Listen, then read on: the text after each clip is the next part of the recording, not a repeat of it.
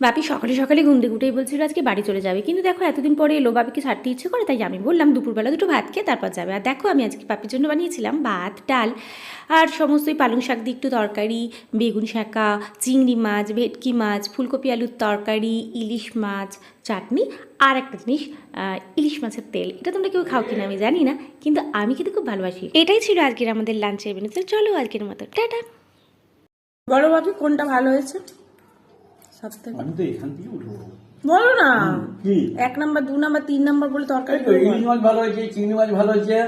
1 number 2 number 3 number এরকম first তাই তো। Second third. ইলিশ মাছ 1 নম্বর, আচ্ছা। চিংড়ি মাছ 2 নম্বর, আচ্ছা।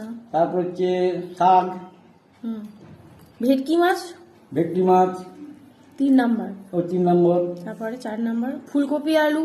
ফুলকপি আলু 4 আর- নম্বর হয়েছে। তারপরে এই সবজিগুলো আচ্ছা। আর টক টক তো এখনো খাওনি। তাও খাইনি।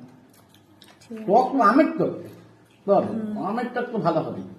ঠিক আছে। আর রান্নাগুলো কেমন হয়েছে? হুম ভালো হয়েছে? হুম মায়েরটা বেশি ভালো না আমারটা বেশি ভালো?